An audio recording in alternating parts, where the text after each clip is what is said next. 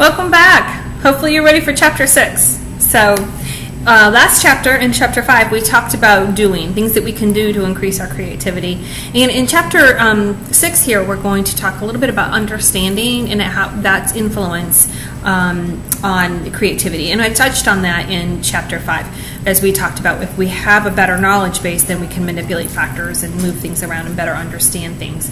So it's really important that we understand and have a good knowledge base going into something to be creative with it. But it's also important to understand that the more we understand, the more information we have, the better we are at seeing things that others miss. As a professor, that's something I do all the time. I know that students are working really, really hard on things. And, you know, when I review papers and I do things, it's frequent, and many of you may have had me in other classes already, I'll make a suggestion. And it's not because you did it wrong, it's because I've been doing it longer. So when we become experts in the field, which is awesome, by the way, I mean, it makes you feel really good. All that really means, though, is we've done this thing for a long, long time. And we've done a lot of studies in this information, so we can see stuff better and more clearly, and we can identify mistakes faster. So by having a good knowledge base, it helps us to see what other people may have missed, because learning is so enormous. Once you become an expert, you only have to learn new information to add to the base you already have. When you start into the field, you've got a lot to take in. You guys have to read a whole book. I have to read a chapter. And then I get to add that to the knowledge base I have. The good news is the more you learn, the more you move forward and you advance your knowledge base too.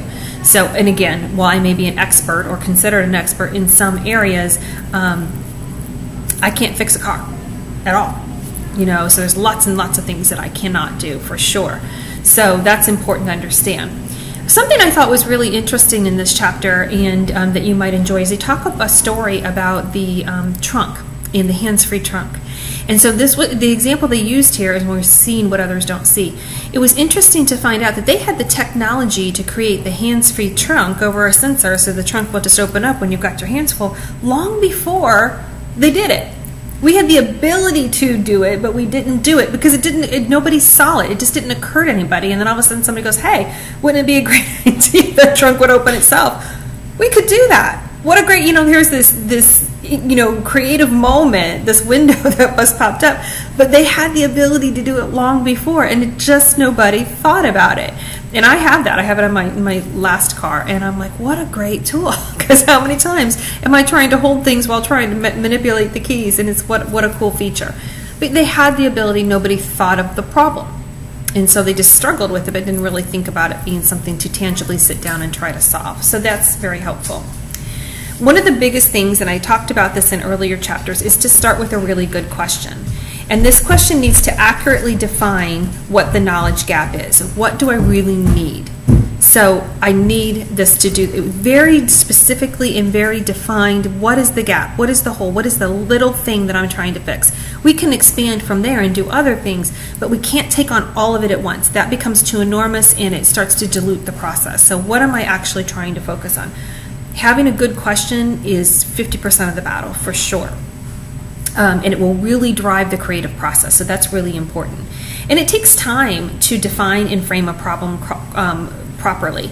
And it has to be reordered and re-explored. For those of you who took IDS 1000, that's something that we have you do is write a problem and then rewrite it and then rewrite it and rewrite it until you come up with one that meets certain parameters. So we need you to spend time on the problem process, because when we really understand what that is, then we can figure out what elements are necessary to fix it. So it comes up in creativity, it comes up in IDS 1000, it comes up in multiple classes because it is so important. Solutions are important, but we can't solve a problem we don't understand. And so we have to really spend some time and focus on defining the question or defining the problem in a clear way.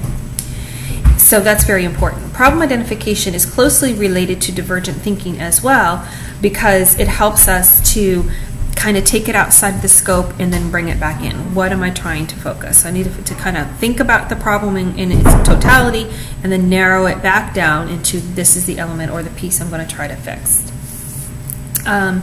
It also can help us with our creative performance and our creative attitudes because it's manageable and it allows us to do something and focus on that thing. And we have to let it incubate a little bit. We have to kind of let it incubate. It kind of sits there and works on it and figure it out. And I know you've all been there. You've been in that moment. You're like, wait, I figured it out. For me, invariably, I'm in the shower going, I need a notebook in the shower. Somebody needs to create that. For me to write in the shower because I'm not thinking about it. I'm not overthinking about it. And sometimes I have really great ideas and I hope they can stick with me long enough.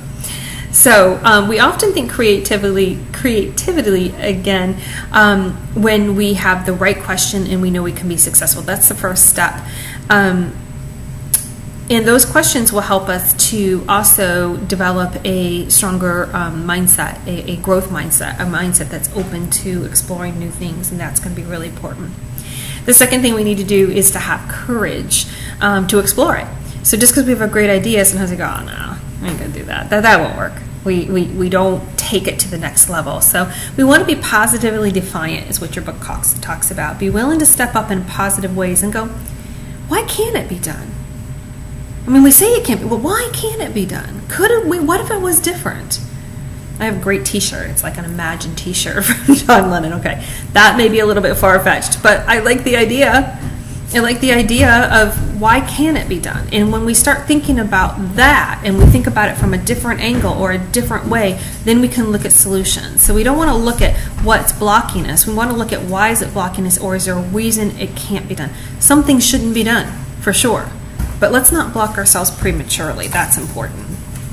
Creative people also can be a little bit more unpredictable than others. They're not necessarily conformist. And this can be difficult for administrations and workplaces and other places. They want you to conform. They want you to do it the way everybody else does it. If somebody goes off to his own drummer, I got to change the rules, or I got to change the process, or I got to do something differently. So we don't want to do that. It's hard. It's difficult. So that's why we want workplaces and people to embrace it and see its value, because there's so much more it can bring forward. So while it may be hard to stand alone, it may be hard to go against the resistance when people go, what are you talking about? This is what we do. We always do this. We want to break up those things and do it differently. And we want to be able to participate in that positive defiance. It reminds me of a funny story because I have a niece and I love her. And apparently in her house they have pizza on Fridays. And she came over one day and it was Tuesday. And I said, why don't we grab a pizza? And she said, is it Friday? And I said, no, it's Tuesday. And she goes, we eat pizza on Friday. No, she was only 5 years old. So she goes, we eat pizza on Friday. And I'm like, today we eat pizza on Tuesday. I don't know if I was going to go for the pizza or not, but as soon as she was programmed that the only day we could eat pizza on Friday, we were going to eat pizza on Tuesday. We were going to break that mentality. Now, that's a simple, funny story, or at least I think it's funny, but it shows that mentality. We do things in the same order, in the same way. Why do we do it? There's nothing stopping us from having pizza on Tuesday. We should be able to break those barriers down. If we can't do that, then we can't find new solutions. Something else that we want to do is to make sure that we're employing the focus on the job that needs to be done rather than just on a product gap. So we don't want to create something to create it. When we create something to create it, we may be spending a lot of energy and wasting a lot of energy. What are we creating and why are we creating it? How do we need to improve it? How do we need to fix it? What needs to be different? And doing that. Don't just make a new version to make a new version. We've all seen bad movies that shouldn't have been made the second time. Make a movie when you have something to tell me. So what do we need to improve? If this is perfect, don't improve on it. But is it perfect? Is there more we can add to it? What else can happen? Spend the time pondering the question. Spend the time on the elements, but have a reason. Don't just come up with a new formula that's a different color. That boggles us down and it dilutes the process. So we really want to have something to contribute when we do it. So we want to make sure that we're focusing on what needs to be done, not just doing something to do it. Although doing is very important, we need to figure out then what needs to be done. And when we do that, this is another element I think is really important in this chapter, and it's something that we kind of focus on, and you'll have an assignment that will help you focus on it, is that we talk about the empathy gap and understanding it from the consumer perspective or understanding it from somebody else's perspective. It's very easy for us to sit back and go, this is the way it should be done and that's the way it should look. But you're going to be challenged with an assignment of developing your own empathy map. in saying, how does it look from the other side? From that consumer, from that receiver, from that other person that's going to be part of this process. What does this look like to them? What color should it be? How tall should it be? How heavy should it be?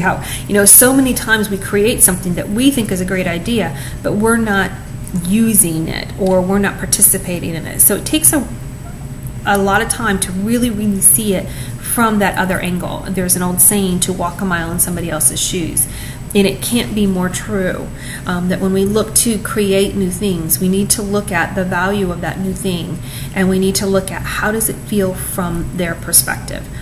It is not easy sometimes. Empathy comes very naturally to some and does not come naturally to others. It is a skill that's nurtured from very young. And if you didn't get it when you were very young, it is hard to develop. It is also very, very helpful in your creative process.